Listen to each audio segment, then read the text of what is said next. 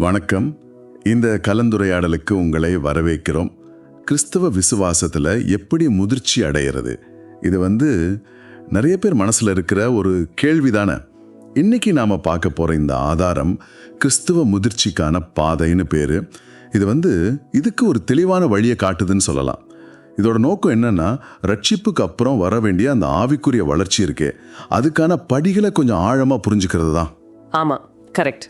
ஆரம்பத்திலே பாருங்க, இந்த ஆதாரம் ஒரு முக்கியமான விஷயத்தை தெளிவுபடுத்துது.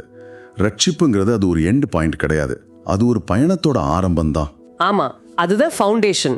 யோவான் 10:10 இயேசு சொன்ன மாதிரி நமக்கு ஒரு நிறைவான ஜீவனை கொடுக்கத்தார் வந்தாரு. அந்த முழுமையா நோக்கி நம்ம வளரணுங்கிறது தான் கடவுளோட விருப்பம் போல. நிச்சயமா. இந்த வளர்ச்சியை பத்தி சொல்லும்போது ஆதாரம் ஒரு சின்ன உவமையை சொல்லுது, கொஞ்சம் யோசிக்க வைக்கிற மாதிரி. ஒரு 30 வயசான ஆள் இன்னும் சின்ன குழந்தைங்க டயப்பரோட இருந்தா எப்படி இருக்கும்? ஓ, அது கற்பனை பண்ணி பாருங்க, அது எவ்வளோ ஒரு மாதிரி இருக்கும். அதே போலதான் ஆவிக்குரிய வாழ்க்கையிலையும் விசுவாசிகள் வளராம குழந்தைத்தனமாவே தேங்கி நின்னா அதுவும் அப்படிதான் இருக்குன்னு ஆதாரம் சொல்லுது. ஆமா, அந்த உவமை கொஞ்சம் ஷாக்கிங்கா இருக்கலாம், ஆனா சொல்ல வர கருத்து ரொம்ப பவர்ஃபுல். ஆனா ஒண்ணு, இந்த வளர்ச்சிங்கிறது ஏதோ நம்ம மேல போட்டிருக்கிற ஒரு பாரம் கிடையாது. இல்ல அப்படி பார்க்க கூடாது. இது கடவுளோட அன்பான ஒரு அழைப்பு, ஒரு பெரிய பாக்கியம்னு ஆதாரம் சொல்லுது. எபேசியர் 4:13 சொல்ற மாதிரி நம்ம இலக்கு என்னன்னா, கிறிஸ்துவினுடைய நிறைவான வளர்ச்சியின் அளவுக்கு தக்க பூர்ண புருஷராகும் நிலை. ஆமா, அந்த மெச்சூரிட்டி. இது ஒரு பெரிய இலக்கு தான். இந்த இலக்கை நோக்கி போறதுக்கு இந்த ஆதாரம் ஒரு தெளிவான 4 படிகள் கொண்ட ஒரு ரோட் மேப் மாதிரி கொடுக்குது. அது ஒவ்வொன்னா கொஞ்சம் விரிவா பார்க்கலாமா? நிச்சயமா. முதல் படி ரொம்ப ரொம்ப பேசிக்கான ஒண்ணு, தன்னை ஜீவபலியாக ஒப்பு கொடுத்தல். இதுக்கு ஆதாரமா ரோமர் 12:1 இந்த தொகுப்பு சொல்லுது. ஆமா. அப்படி இருக்க சகோதரரே, நீங்கள் உங்கள் சரீரங்களை பரிசுத்தமும் தேவனுக்கு பிரியமான ஜீவபலியாக ஒப்பு கொடுக்க வேண்டும் என்று தேவனுடைய இரக்கங்களின் நிமித்தம் உங்களை வேண்டிக் கொள்கிறேன். இங்க பாருங்க, பவுல் ஒரு ஆர்டர் போடல, இல்ல, கெஞ்சுறாரு. ஆமா, கெஞ்சுற மாதிரி சொல்றாரு. கடவுள் உங்களுக்காக செஞ்ச எல்லாத்தையும் கொஞ்சம் நினைச்சு பாருங்கப்பா, அதுக்காகவாது உங்களை முழுசா ஒப்பு கொடுங்கன்னு சொல்ற மாதிரி இருக்கு இல்லையா? ரொம்ப சரி. அதாவது நம்மளோட இந்த முழுமையான அர்ப்பணிப்புங்கிறது கடவுள் நமக்கு காட்டின அந்த அளவே இல்லாத இரக்கத்துக்கு நாம காட்டுற ஒரு ரெஸ்பான்ஸ், நம்ம விழுப்பத்தோட செய்ய வேண்டிய ஒண்ணு. ஆஹா. ஆனா இதுல ஒரு பிராக்டிக்கல் சவால் இருக்கு. ஆதாரம் சொல்ற இன்னொரு உவமை இதை நல்லா விளக்குது. என்னன்னா, ஜீவபலியோட பிரச்சனை என்னன்னா, அது அப்பப்போ பலிபீடத்தை விட்டு நகர்ந்து போக பார்க்கும். ஓ, இது நல்லா இருக்கே. ஆமா, இதுக்கு என்ன அர்த்தம்? நாம நம்ம வாழ்க்கையோட கண்ட்ரோலை மறுபடியும் நம்ம கையில எடுக்க நினைக்கும் போது, அல்லது விசுவாசத்துல நடக்கிறதுக்கு பதிலா பயத்தோட அடிப்படையில முடிவுகளை எடுக்கும் போது நாமளும் அந்த பலிபீடத்தை விட்டு நகர்ந்து போறோம். சரி. இதுக்கு முக்கியமான காரணம் என்ன? நம்மளோட சுயநலம், நம்மளே சென்றா வச்சு யோசிக்கிறது, அப்புறம் பெருமை. யோவான் 5:44 இயேசு கேட்ட மாதிரி நாம மனுஷங்க கிட்ட இருந்து பாராட்டை தேடும் போது கடவுள்கிட்ட இருந்து வர கனத்தை எப்படி எதிர்பார்க்க முடியும்? உண்மைதான். நம்ம வாழ்க்கை நம்மளையே காட்டுற கண்ணாடியா இருக்க கூடாது, அது கிறிஸ்துவ பிரதிபலிக்கணும். நீங்க சொல்றது ரொம்ப சரி. அந்த பலிபீடத்தை விட்டு நகர்ந்து போறதுங்கிற ஓமை நல்ல மனசுல நிக்குது. ஆனா இந்த முழுசா ஒப்பு கொடுக்கறதுல ஒரு பெரிய விடுதலை இருக்குன்னு ஆதாரம் சொல்லுது இல்லையா? ஆமா, நிச்சயமா. வெளிப்படுத்தல் 12:11 பாருங்க, மரணம் நேரிடுகிறதா இருந்தாலும் அதற்கு தப்பும்படி தங்கள் ஜீவனையும் பாராமல் அவனை ஜெயித்தார்கள். என்ன அர்த்தம்? நம்ம உயிரையே பெருசா நினைக்காம அதை கடவுளுக்காக கொடுக்கும்போது பிசாசையும் பயத்தையும் ஜெயிக்க முடியுதான். ஆமா, அந்த பவர் கிடைக்குது. நம்ம வாழ்க்கையை நாமளே இப்படி இறுக பிடிச்சுக்காம விடும்போதுதான் பயம் நம்ம மேல இருந்த பிடியே இழக்குது. அப்போ உண்மையான வெற்றிங்கிறது இந்த முழுமையான அர்ப்பணிப்புல தான் ஆரம்பிக்குது. இதை கேட்குற நீங்க கூட ஒரு நிமிஷம் யோசிச்சு பாருங்க, எந்தெந்த பயங்கள் இல்ல சுயநலமான எண்ணங்கள் உங்களை முழுமையா கடவுளுக்கு ஒப்பு கொடுக்க விடாம தடுக்குது, அதை கண்டுபிடிக்கிறது ஒரு முக்கியமான ஸ்டெப். நீங்க சொன்ன மாதிரி அந்த விடுதலையை அனுபவிக்க இந்த அர்ப்பணிப்பு அவசியம். இந்த முதல் படியை எடுத்து வச்ச பிறகு அடுத்ததா நம்ம கவனிக்க வேண்டிய மிக முக்கியமான விஷயம், நம்ம யோசனைகளை மாத்துறது. வெறுமனே ஒப்பு கொடுத்துட்டா மட்டும் போதாது. ஆமா, கரெக்ட். அதுதான் 2வது படி வருது, தேவ வார்த்தையால் மனம் புதிதாக்கப்படுதல். இதுக்கு ரோமர் 12:2 ஆதாரம் காட்டுது. நீங்கள் இந்த பிரபஞ்சத்திற்கு ஒத்த வேஷம் தெரியாமல் தேவனுடைய நன்மையும் பிரியமும் பரிபூர்ணமான சித்தம் என்னதென்று நீங்கள் பகுத்தறியும்படி உங்கள் மனம் புதிதாகிறதுனாலே மறுரூபமாகுங்கள். இங்க மறுரூபமாகுங்கள் அப்படிங்கிறதுக்கு பயன்படுத்தப்பட்டிருக்கிற கிரேக்க வார்த்தை மெட்டமார்பா. மெட்டாமார்போ. ஆமா, அதுல இருந்து தான் மெட்டமார்போசிஸ் அப்படிங்கிற ஆங்கில வார்த்தையே வந்துச்சு. இதோட அர்த்தம் என்னன்னா, ஒரு கம்ப்ளீட் உருமாற்றம். ஒரு கம்பளி பூச்சி பறக்கிறதுக்கு ட்ரை பண்றது இல்ல, அதுவா மாறுது. அது பட்டாமூச்சியா உருமாற்றம் அடிச்சு. அந்த மாதிரி கடவுளோட வார்த்தை நம்மளோட சிந்தனைய, நம்ம நோக்கங்களை மொத்தத்துல நம்மளையே முழுசா மாத்துற சக்தி அதுக்கு இருக்கு. மிக அருமையான விளக்கம். இந்த மாற்றத்தை செய்யற கடவுளோட வார்த்தைய மார்க் 4:28 ஒரு விதைக்கு ஒப்பிடுறாங்க பாருங்க. பூமி தன்னில் தானே பலனை தரும். முதலாவது பயிரையும் பின்பு கதிரையும், கதிரிலே நிறைந்த தானியத்தையும் பிறப்பிக்கும். ஆனா இங்க ரொம்ப முக்கியமான ஒரு வார்த்தை இருக்கு, தன்னில் தானே. இதுக்கு கிரேக்க மூலத்துல ஆட்டோமேட்டஸ் அப்படின்னு இருக்கு. அதாவது ஆட்டோமேட்டிக்கா, தானாகவே, எந்த வெளி உதவியும் இல்லாம. ஓ அப்படியா? தேவனோட வார்த்தை ஒரு கெடாத விதைன்னு பேதுரு சொல்றார். அதை நாம ஏத்துக்கிற மனசோட நிலத்துல விதைக்கும் போது அது தானாகவே வேலை செஞ்சு நம்ப முடியாத அளவுக்கு பலன் கொடுக்கும். அதுக்குள்ளேயே அந்த சக்தி இருக்கு. ஆனா இந்த விதை வளர்றதுக்கு சில தடைகளும் இருக்குன்னு ஆதாரம் சொல்லுது. ஆமா, எச்சரிக்குது. மார்க் 4:19 சொல்ற மாதிரி இந்த உலக கவலைகள், அப்புறம் பண ஆசை, மற்ற விஷயங்கள் மேல இருக்கிற இச்சை, இப்படி நிறைய டிஸ்ட்ராக்ஷன்ஸ், தேவையில்லாத பயங்கள், சில சமயம் தப்பான போதனைகள் கூட இந்த வார்த்தை நம்ம மனசுல வேரூன்றி வளராம நெருக்கி போடும், நெரிச்சிடும். அதனால முதல் படியில நம்ம ஒப்பு கொடுத்துட்டு இந்த 2வது படியில நம்ம மனசை தேவ வார்த்தையால தினமும் புதிதாக்காம விட்டா அது ஒரு மாதிரி சுயவஞ்சனைக்கு போயிடும். நீங்க யோசிச்சு பாருங்க, தினமும் கடவுளுடைய வார்த்தையை உங்க வாழ்க்கையில எப்படி விதைக்கலாம்? கொஞ்ச நேரம் ஒதுக்கி வாசிக்கிறதா? இல்ல தியானிக்கிறதா? ஆமா, ஆழமா தியானிக்கிறதா? முக்கியமான வசனங்களை எழுதி வச்சு மனப்பாடம் செய்யறதா? இல்ல அதை விசுவாசத்தோட அறிக்கை செய்யறதா?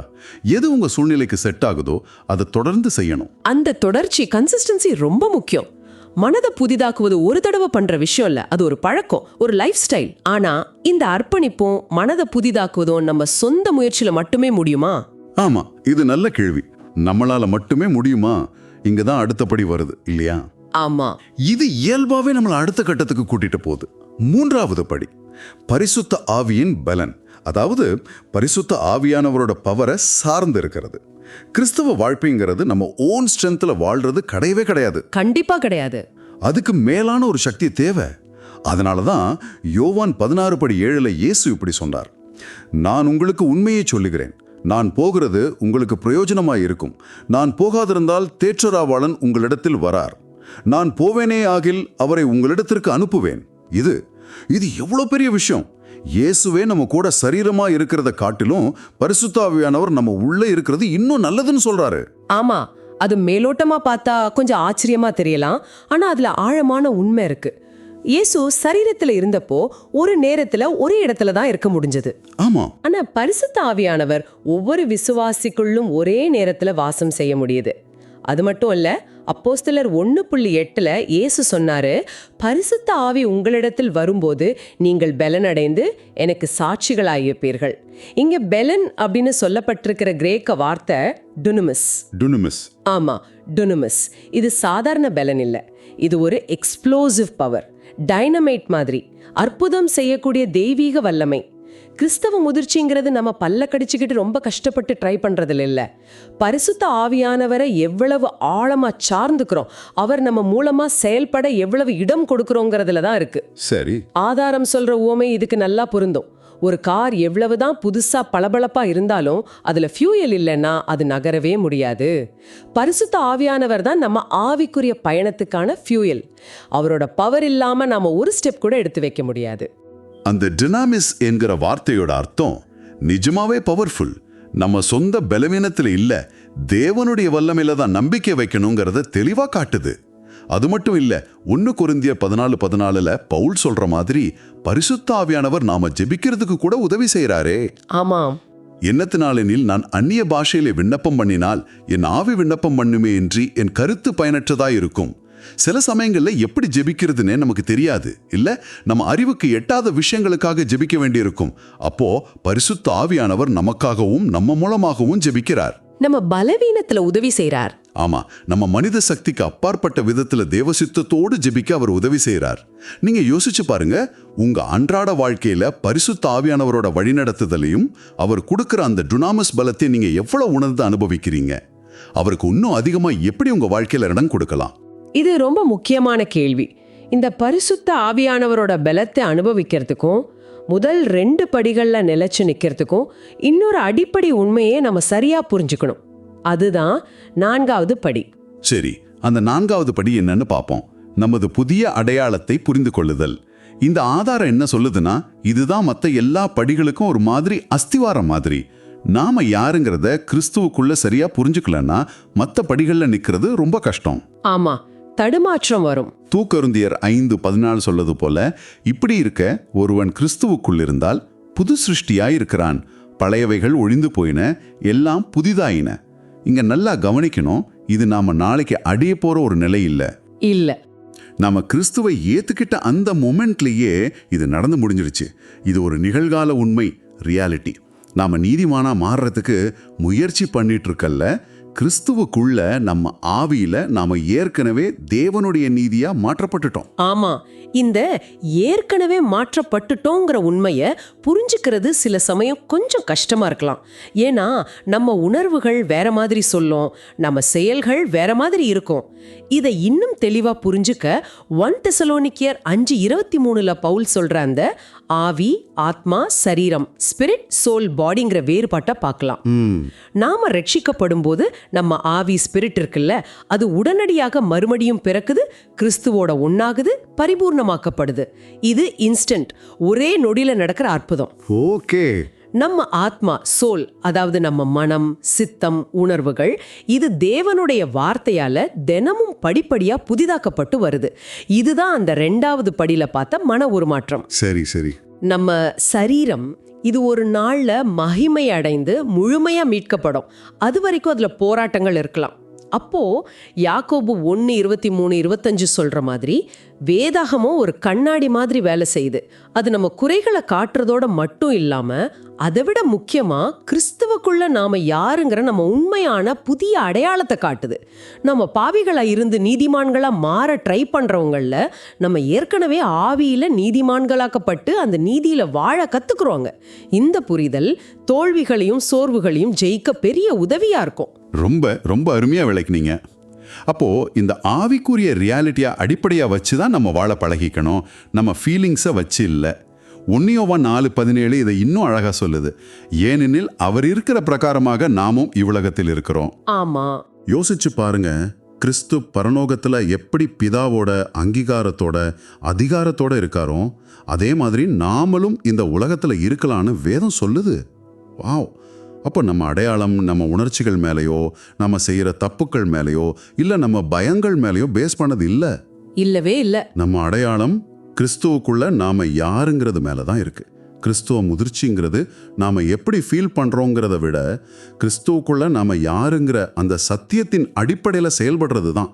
இந்த உண்மையை நீங்க எவ்வளவு ஆழமா நம்புறீங்களோ அந்த அளவுக்கு உங்க வாழ்க்கையில வர்ற சேலஞ்சஸையும் சோதனைகளையும் நீங்க ஃபேஸ் பண்ற விதமே டோட்டலா மாறும். உங்க உண்மையான அடையாளத்தை அறிஞ்சு வாழ்றது உங்க போராட்டங்களை எப்படி எளிதாக்கும்னு சிந்திச்சு பாருங்க. நிச்சயமா இந்த 4 படிகளும் ஒன்னோட ஒன்னு ரொம்ப கனெக்டட்.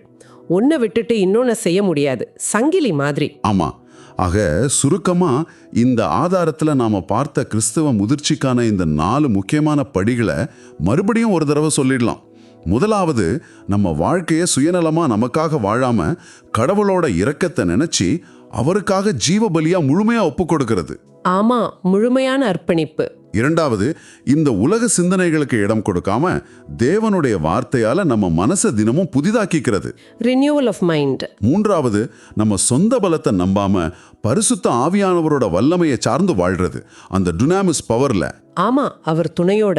நான்காவது, நாம யாருங்கிற நம்ம பழைய அடையாளத்துல வாழாம கிறிஸ்துவுக்குள்ள நமக்கு கிடைச்சிருக்கிற அந்த புதிய அடையாளத்துல நிலைச்சு நிக்கிறது, நான் ஒரு புது சிருஷ்டிங்கிறத புரிஞ்சுக்கிறது. இதுதான் அந்த 4 கீ ஸ்டெப்ஸ். இந்த முழு பயணமும் எப்படிப்பட்டதுன்னு விளக்குறதுக்கு ஆதாரம் இறுதியா ஒரு அருமையான உவமையை குறிப்பிடுது. நிலவுக்கு போன விண்வெளி வீரர் ஜிம் எர்வின் இருக்காரு இல்லையா? ஆமா. அவங்க பயணம் செஞ்ச அப்பல்லோ விண்கலம் பத்தி சொல்லும்போது அந்த பயண நேரத்துல 90% நேரம் அது போக வேண்டிய கரெக்ட் பாதையில இருந்து விலகிதான் இருந்துதான். அப்படியா? 90%? ஆமா, 90%. ஆனா பூமியில இருந்த கண்ட்ரோல் சென்டர் தொடர்ந்து கண்காணிச்சு சின்ன சின்னதா பாதையை சரி செஞ்சுக்கிட்டே இருந்தாங்களாம். கோர்ஸ் கரெக்ஷன் பண்ணிக்கிட்டே இருந்தாங்க. அதனாலதான் உங்களால கடைசியில நிலவ அடைய முடிஞ்சது. ஓ, நம்ம ஆவிக்குரிய வளர்ச்சியும் அனைத்தும் இப்படிதான்.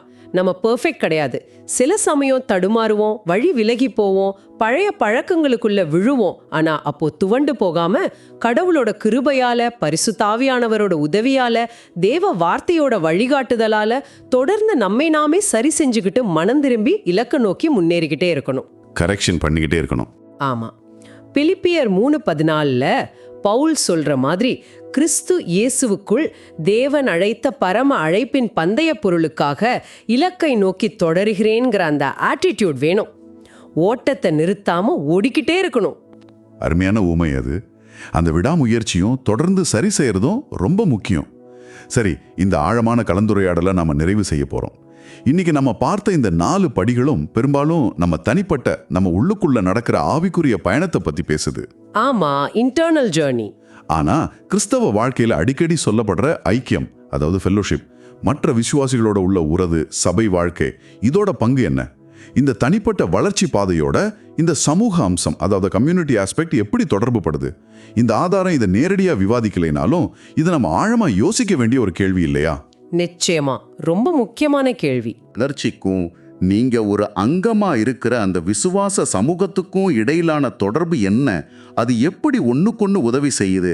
இதை நீங்க கொஞ்சம் சிந்திச்சு பார்க்கலாம். இது உங்க ஆவிக்குரிய பயணத்துக்கு இன்னும் ஆழம் சேர்க்கும்.